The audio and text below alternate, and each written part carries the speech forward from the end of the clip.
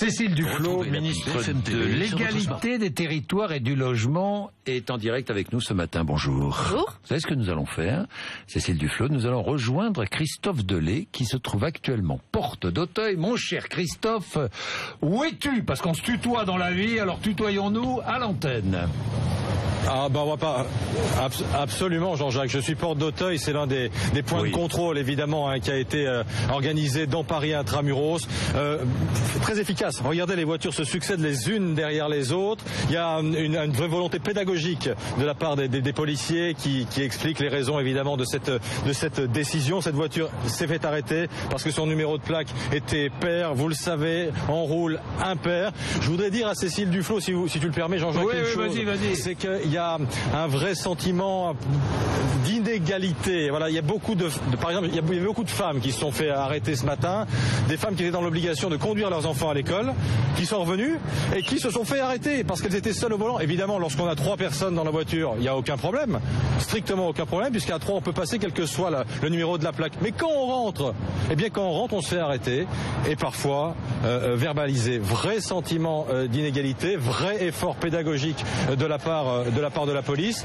Si je veux être tout à fait complet, Jean-Jacques, je voudrais te dire aussi 2 choses. 1, j'ai croisé assez peu de Vélib. Moi, j'ai pris le mien. Je peux te dire que j'ai des jambes en béton là depuis ce matin, parce qu'entre la porte Dauphine, la porte Maillot et la porte d'Auteuil, voilà, on a renvoyé le bois. Assez peu aussi d'autolib en circulation. Et j'ai un petit peu le sentiment que les gens qui avaient des plaques paires, sont restés à la maison. On fait la grasse mat.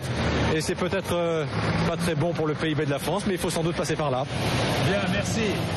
Alors, Cécile Duflot, commentaire sur ce que vient de dire Christophe Delay. Alors, mon commentaire, c'est d'abord qu'il fallait faire quelque chose. Pourquoi? Parce que le pic de pollution qu'on a vécu, qui était non seulement très élevé, on l'a vu, mais en plus très long, puisque ça a duré pendant plusieurs jours. Il est dangereux pour la santé. On sait maintenant le lien très direct entre la pollution et la santé, et je pense en particulier aux plus fragiles d'entre nous, c'est-à-dire aux bébés et aux petits-enfants. Et donc, on ne pouvait pas rester sans rien faire. Pourquoi? Parce que c'est la responsabilité des politiques, même quand c'est des décisions difficiles à prendre, d'agir dans l'urgence. Mais c'est pas suffisant. Il faut évidemment faire en sorte qu'on fasse diminuer la pollution durablement et aussi qu'on résolve d'autres questions. C'est vrai que c'est pas très logique d'avoir à prendre sa voiture pour faire 1 kilomètre, 2 kilomètres chaque matin pour emmener les enfants à l'école. Et parfois on n'a pas d'autre solution. Parfois on n'a pas d'autre solution. C'est vrai que parfois quand on se déplace en Ile-de-France, je finis de banlieue à banlieue, c'est très compliqué, c'est très long. Donc c'est pour ça que on va créer le nouveau réseau de transport en commun qui permettra de relier la banlieue à la banlieue. C'est le nouveau Grand Paris Express. Mais il faut apporter des solutions pour faire diminuer la pollution. Il faut évidemment faire en sorte que les véhicules les plus polluants ne roulent plus, en aidant les gens qu'on a plutôt obligés à les acheter. Je pense aux véhicules diesel, à pouvoir sortir du diesel. Il y a tout ça à faire. On va revenir en détail sur ce que vous proposez, Cécile Duflot. Mais si vous me permettez, je remercie tous ceux, puisque ce qu'on constate déjà au bout de quelques heures, c'est que ça fonctionne. C'est-à-dire que les gens sont civiques, ont compris pourquoi la décision a été prise, et même s'ils sont embarrassés, une grande partie d'entre eux ont laissé leur voiture au garage, et ils ont bien fait, parce que je pense qu'on va réussir à faire baisser la pollution, et nous en avons absolument besoin pour des questions de santé. Vous-même, vous êtes venu comment? À vélo, en transport en commun, en covoiturage? En métro. En métro. En métro puis à pied, depuis la porte de Versailles. Bien, depuis la porte de Versailles. Cécile Duflot, vous êtes ministre de l'égalité des territoires et du logement, mais ministre de l'égalité des territoires.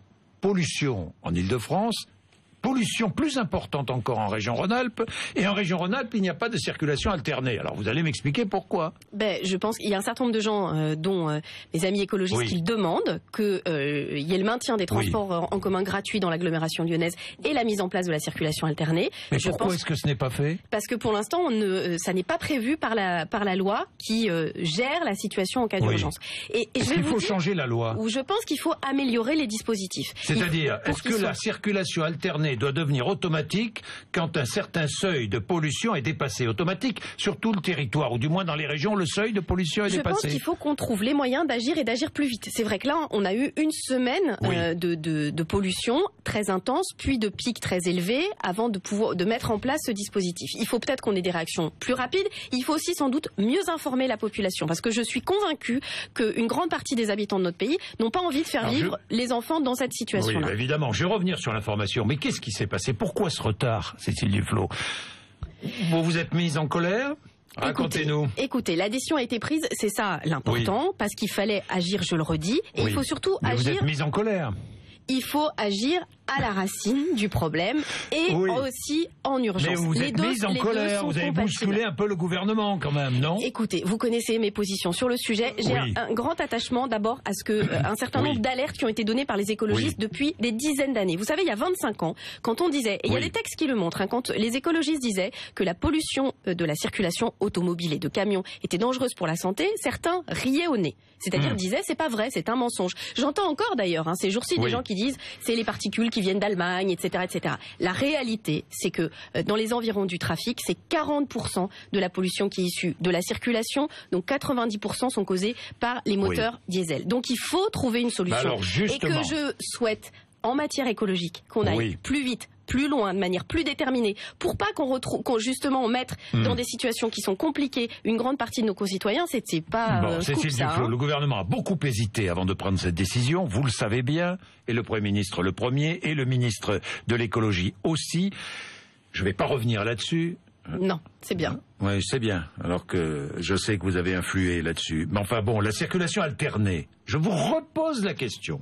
Doit-elle, oui ou non, devenir automatique par la loi quand un certain seuil de pollution est dépassé? Mais moi, mon objectif, c'est que le seuil de pollution diminue. D'accord. Oui, mais non, parce que... Mais si on dépasse le seuil de pollution, est-ce que ça doit devenir automatique? Vous allez me laisser répondre. Pourquoi? Parce que ça, c'est une forme de renoncement. C'est-à-dire, on dit, voilà, maintenant, il va y avoir de plus en plus de pollution, donc il faut avoir des mesures qui seront des mesures palliatives. Moi, je souhaite qu'on améliore la qualité de l'air. Je veux qu'on améliore la qualité de l'air, qu'on travaille sur la réduction de la pollution à la source. Non, la circulation alternée ne doit pas devenir automatique. Je dis que pourquoi pas, mais une seconde, ce que je veux vous dire, c'est qu'aujourd'hui, on laisse rouler des voitures et on empêche les enfants d'aller en récréation. Ça, je peux pas l'admettre. Donc je souhaite qu'on ne soit pas dans des situations où, même si en urgence, il faut dire aux gens qui nous écoutent qu'il vaut mieux pas faire d'activité sportive, qu'il vaut mieux éviter de laisser les enfants sortir trop longtemps dehors. C'est pas satisfaisant. Ça ne peut pas être satisfaisant, Monsieur Bourdin. La vraie solution, c'est de faire baisser la pollution durablement. Et c'est par exemple de faire en sorte que les marchandises circulent sur le rail plutôt que sur la route, parce qu'une partie de la pollution est issue du transport de camions. Mais c'est évidemment de pouvoir réagir rapidement et peut-être de façon automatique pour éviter la complexité d'avoir à prendre la décision et la mise en cause. Parce que je vais vous le dire franchement, on a dit au gouvernement vous tardez trop à prendre une décision, et puis on va dire au gouvernement mais c'est une décision qui crée le bazar. Donc c'est une décision qui est nécessaire. Le gouvernement a trop tardé, franchement. C'est une décision qu'il est nécessaire de prendre. Pourquoi? Parce que le pic de pollution est dangereux.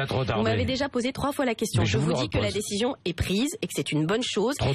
Il faut la tenir, il faut l'expliquer. C'est pas fait pour embêter les gens, même si c'est compliqué pour certains. Vous ne voulez pas me répondre sur la décision, mais peu importe. Moi, je vous repose quand même la question. Est-ce que ça doit devenir automatique? Moi, je suis pas opposée à cette idée. C'est-à-dire, je veux que on ait les mesures les plus efficaces pour préserver la santé des populations. Je suis content de vous entendre. Et attendez, et surtout des enfants. Parce que qui sont les principales victimes de la pollution? Ce sont les enfants, avec l'augmentation des allergies et avec l'augmentation de l'asthme et des maladies respiratoires. Alors à Paris, des bus diesel ont été commandés, les Verts ont voté pour, c'est ce que dit Anne Hidalgo. C'est un scandale qu'elle ait dit ça. C'est une commande qui a été passée en février. Les écologistes n'avaient pas voté cette commande. Simplement, au mois de décembre, quand la commande était déjà payée à 60%, avec des bus qui sont bien moins polluants que les bus qui circulent aujourd'hui, les écologistes ont assumé. Voilà. Et je pense que créer cette polémique, c'est pas très digne. C'est scandaleux ce que dit Anne Hidalgo. Oui, je le dis franchement. Franchement, pourquoi, selon vous, elle dit cela? Je comprends pas. Alors là, si vous voulez, parfois je peux répondre à vos questions. Parfois, vous l'avez noté, je veux pas trop. Mais alors là, je n'ai aucune explication. Dire que c'est la faute des écologistes, et en particulier de Pierre Cern, je trouve ça inouï. Voilà, inouï. Mais bon, on a tous des moments de faiblesse. Admettons que ce soit un moment de faiblesse. Bon, alors, la politique du gouvernement en matière environnementale. Fiscalité verte, je sais pas où elle est. Réforme fiscale annoncée, j'attends de voir la fiscalité environnementale. Transport en commun, une TVA qui a augmenté le 1er janvier. Dommage, alors qu'on veut encourager le transport en commun. Fin de l'aide fiscale sur le diesel, moi, je sais pas où c'est. Écotaxe, toujours rien, alors que l'argent récolté devait servir, entre autres, à améliorer et développer les transports en commun. Où est cette écotaxe? elle est suspendue, Monsieur Bourdin. Oui. Elle a vocation à être remise en place. Et chacun voit bien son intérêt. Là maintenant. Pourquoi? Parce qu'on voit les projets qui sont suspendus aujourd'hui dans les territoires. On accélère sur l'écotaxe? Je veux simplement qu'on m'explique. Et en matière de transition écologique, moi, ce qui m'intéresse, et je vais vous dire, c'est pour ça que je suis, au bout de presque 2 ans en tant que ministre, plus écologiste que jamais, parce que je pense que c'est possible. C'est possible d'engager la transition écologique. C'est pas une utopie, c'est une réalité. Faire en sorte qu'on lutte contre la pollution, faire en sorte qu'on améliore les transports en commun, qu'on affecte de l'argent issu des transports de marchandises, qui sont parfois des transports inutiles. Quand on élève des porcs en Bretagne, qu'on va les faire abattre dans un abattoir dans les pays de l'Est, alors même qu'on ferme des abattoirs en Bretagne, c'est pas normal. Il faut relocaliser la production. Il faut faire en sorte qu'on consomme à proximité des lieux de production, et pour ça, il faut que le transport de ces marchandises soit à son vrai prix social et environnemental. C'est une réalité. Donc cette détermination, pour moi, elle s'est renforcée ces 2 dernières années. Je vais vous le dire parce que ce qu'on a fait, par exemple, sur la rénovation thermique, vous savez, les bâtiments, c'est 40%, plus de 40% des émissions de gaz à effet de serre. Le plan de rénovation thermique qui a été lancé, il a été très efficace. Pourquoi? Parce qu'on est passé de moins de 2000 à plus de 5000 logements sociaux rénovés par mois pour la rénovation thermique. De la même manière, on a augmenté de manière extrêmement importante le nombre de rénovations de logements privés de propriétaires occupants, de personnes âgées qui n'arrivent plus à payer leurs factures d'énergie. Donc ça fonctionne, c'est possible cette transition écologique. Mais si vous voulez que je vous réponde, est-ce que pour ça il faut plus d'écologistes? Est-ce qu'il faut voter davantage pour les écologistes? Je vais vous le dire avec franchise. C'est plus facile. Non, c'est la vérité. C'est plus facile de s'appuyer sur le travail des écologistes. C'est plus facile quand des gens sont engagés depuis longtemps. Paris, c'est mal parti dans tous les cas. Bah non, ça dépend des électeurs. Ça dépend des électeurs. Oui. C'est mal parti l'alliance avec les écologistes. Non, ça dépend des électeurs. Le résultat. Avec Anne Hidalgo, c'est mal parti, quoi, l'alliance, si j'ai bien compris. Non, je vous ai pas dit ça. Je vous ai dit simplement, et je le dis aux gens qui nous regardent, que s'ils veulent plus d'écologie, il faut plus d'écologistes. C'est assez mathématique, et la vie commence à montrer cette démonstration. François Hollande disait, lorsqu'il était en campagne, je ferai de la France la nation de l'excellence environnementale. L'a-t-il fait? L'a-t-il fait? C'est pas encore le cas. Mais je ne désespère votre silence. Je vais vous dire. Je l'adore, ce silence. L'a-t-il fait? Mais non, mais on peut pas dire que la France aujourd'hui est la nation de l'excellence environnementale. Mais j'ai relu, je souris et je ne parle pas parce que j'ai relu il y a pas très longtemps le discours du président de la République à la première conférence environnementale. Quand il était président de la République, pas un discours de campagne, un discours de président de la République. Et à l'époque, et beaucoup s'étaient moqués de moi, j'avais dit que c'était un très beau discours. Je l'ai relu, c'est un très beau discours qui dit des choses très très justes sur le fait que si on veut pas que la France soit en retard, si on veut pas que la France s'enfonce, si on veut que la France ait un avenir, il faut qu'elle prenne le virage de la transition écologique. Cette bifurcation majeure des sociétés européennes. Que la France n'a toujours pas pris. Qu'elle a pris sur certains sujets. On voit bien, et je vous le dis notamment sur la préoccupation collective. Et puis surtout, ce qui me rassure, si vous voulez que je vous dise, c'est que je rencontre très régulièrement des chefs d'entreprise, des élus locaux. Et ce que je constate, et je parle par exemple des entreprises du bâtiment, c'est qu'elles sont déjà très en avance sur ces questions, plus en avance que certains responsables politiques, sur le fait que des matériaux de construction biosourcés, sur les économies d'énergie, sur une façon de construire différente, sur la reconstruction de la ville, sur la réutilisation des matériaux de déconstruction de chantier, c'est-à-dire sur une économie circulaire, sur une façon d'avoir une économie plus intense en emploi, une manière aussi de lutter contre le chômage. Quand on développe les énergies renouvelables, c'est 3 fois plus d'emplois au kilowattheure produit que l'électricité nucléaire, par exemple. 50% d'ici à 2025, vous y croyez toujours, j'imagine? C'est plus que j'y crois, Monsieur Bourdin. Je pense que c'est nécessaire. Et puis par ailleurs, ce sont des engagements. Et je pense que dans ces temps politiques, c'est plutôt pas mal de considérer que les engagements, dans tous les cas. Engagent ceux qui les ont pris. Notre-Dame-des-Landes, est-ce que l'aéroport est un bon projet? L'aéroport Notre-Dame-des-Landes? Pourquoi vous me posez cette question? Comme ça? Vous m'avez pas déjà entendu 250 fois sur le sujet? Non, je pense pas que c'est un bon projet. Je l'ai déjà dit. Pour une raison. Vous soutiendriez plutôt 2 fois qu'une les opposants si vous n'étiez pas ministre. Franchement, alors c'est ce que vous aviez dit. Je crois que c'était ici. Non, mais parce que le 22 février, vous avez dit je suis de cœur avec les manifestants et ils le savent. Monsieur Bourdin, plutôt 2 fois qu'une. C'est vrai que le Premier ministre en colère vous a sucré 3 jours de congé à cause de ça? Quoi, je vous fais rire, mais c'est vrai ou pas? Je crois pas que le Premier ministre ce soit quelqu'un qui donne des punitions, franchement. Non, c'est pas vrai. J'ai beaucoup d'estime pour Jean-Marc Ayrault. Je travaille dans une vraie confiance avec lui. Ça n'exclut pas. J'ai ça dans un journal ce matin. Ça n'exclut pas les désaccords, mais je vous dis que c'est quelqu'un à la fois très respectable et qui est très respectueux, donc y compris de la vie familiale. Mais il se fera ou pas? Et je lui en sais gré. Moi, je ne souhaite pas. Et pourquoi je ne le souhaite pas? Parce que quand je vous parle de ce virage de la transition écologique, je pense qu'on est dans un moment où on dispose de ressources financières contraintes. Ça nous oblige à faire des efforts budgétaires, chacun le sait. Et donc, il faut allouer cet argent là où il est le plus utile, notamment sur les infrastructures. C'est pour ça qu'on avait fait un plan sur les infrastructures de transport qui doit être financé par l'écotaxe, il faut dire la vérité, à tous ceux qui attendent l'amélioration de leur transport en commun, la construction de certains tramways, la rénovation de certaines lignes secondaires de chemin de fer qui sont aujourd'hui en mauvais état, qui ont été pas suffisamment entretenues. On a besoin d'utiliser cet argent public qui est plutôt rare de la meilleure des manières qui soit. Faut-il supprimer l'aide fiscale sur le diesel? Je pense qu'il faut que notre pays sorte du gasoil. Et que donc pour supprimer toutes les aides fiscales. Il faut surtout commencer par faire en sorte qu'on n'en produise plus. Oui, mais supprimer toutes les aides fiscales. Mais bien sûr, aujourd'hui... Mais alors quand? Aujourd'hui... Quand et qui?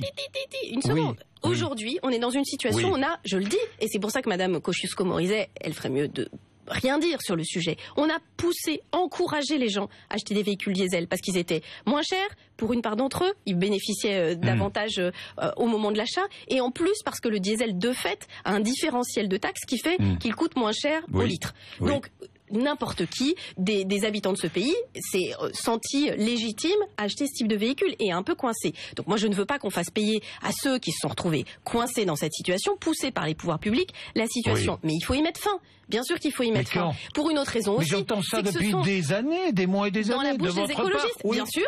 Mais je vous remercie. Mais le gouvernement n'est pas prêt. Le gouvernement n'est pas prêt à ça. C'est ce que je voulais vous dire quand vous me posiez des questions tout à l'heure. Ça fait, je sais pas, peut-être 8 ans que vous m'invitez. Vous pouvez regarder chacune de mes déclarations. J'ai pas changé d'avis. Mais le gouvernement ne le fait pas. Mais parce que ça pose des problèmes industriels compliqués. Parce que c'est Arnaud Montebourg, le ministre de l'écologie. Parce que l'industrie française s'est engluée dans la production de véhicules diesel. Il défend les intérêts de PSA et les intérêts de Renault. Quoique Renault est un peu plus écologiste que PSA, qui défend le gaz de schiste, qui défend... Et invité Arnaud Montebourg, si vous voulez. Mais je le lui ai dit 25 fois. Là-dessus, évidemment qu'on a un désaccord, mais je le dis, il faut s'occuper de cette industrie. Pourquoi aussi? Parce qu'on se retrouve, non seulement on a emmené notre pays dans une situation, je le dis, 90% des 40% de pollution aux particules issues de la circulation sont le fait de véhicules qui circulent au gasoil, des camions et des voitures. Donc bien sûr qu'on voit bien la responsabilité dans la situation, mais c'est aussi une difficulté industrielle, c'est-à-dire qu'on a une production qu'on a de plus en plus de mal à vendre, notamment à exporter. Donc il faut moderniser l'industrie automobile française. Et dans ce sens, le plan de la voiture aux 2 litres va dans le bon sens. Il faut des véhicules plus petits, moins consommateurs, moins polluants. La dame qui emmène ses enfants à l'école, elle est dans une voiture qui pèse à peu près 1 tonne, qui est prévue pour circuler à 200 km à l'heure avec 5 personnes. Donc avec une voiture à 2 litres, elle pourrait rouler? Ça ne sert à rien pour emmener ses enfants à l'école. Quelle est cette voiture-là et cette consommation-là? Donc il faut raisonner aussi en termes de type de véhicule, façon de les utiliser. Et les voitures partagées, c'est aussi une bonne solution. Quelques mots sur les écoutes de Nicolas Sarkozy. Nicolas Sarkozy est un voyou à vos yeux? Vous reprenez mes propos. Attention. Mais oui, je reprends. Je vais les citer. Vous allez me dire si je cite bien. Est-ce que le problème, c'est un problème de cafouillage ou un problème d'un ancien président de la République qui s'achète un téléphone en cachette façon voyou à l'ancienne? Je suis d'accord avec moi, si vous voulez savoir, Monsieur Bourdin. Ce sont des méthodes de voyous? De se dissimuler de cette manière, d'essayer de visiblement, puisque c'est de ça dont on le suspecte, de faire pression sur certains magistrats. Oui, je pense que c'est des méthodes de voyous. Bien sûr. Ce sont des méthodes de voyous. Donc c'est un voyou, quoi. La justice va faire son travail. C'est une méthode de voyou, c'est un voyou. Ce sont des méthodes qu'utilise un voyou. En tout cas, moi je suis quand même très soucieuse de voir, et je le dis parce que les gens qui nous regardent, les gens qui nous écoutent, moi je suis une femme politique, et je vais vous dire, je trouve ça bien qu'il y ait des gens qui s'engagent. Je le dis en pensant aux milliers de personnes qui sont sur des listes aux élections municipales. Tous ces gens qui sont candidats pour faire vivre leur commune, parfois une toute petite commune de 300, 500 habitants, qui ont envie de s'engager, qui hésitaient, qui osaient pas, qui étaient des gens issus du milieu associatif. On a besoin d'hommes et de femmes politiques dans ce pays. On a besoin que la politique soit quelque chose qui soit vu positivement. Oui, il faut des gens qui décident. Quand la population française fait face à la pollution, il faut des gens qui assument et qui prennent des décisions. Il faut des gens qui engagent l'avenir de notre pays. C'est bien la politique, Monsieur Bourdin. C'est pas quelque chose de sale. Et donc je n'accepte pas quand des gens comme l'ancien président de la République se retrouvent et nous mettent tous dans une espèce d'atmosphère, d'affaires dans tous les sens, avec de l'argent qui circule, avec des relations qui sont des relations pas du tout nettes. Et oui, ça me met en colère. Voilà. Merci, 8h56.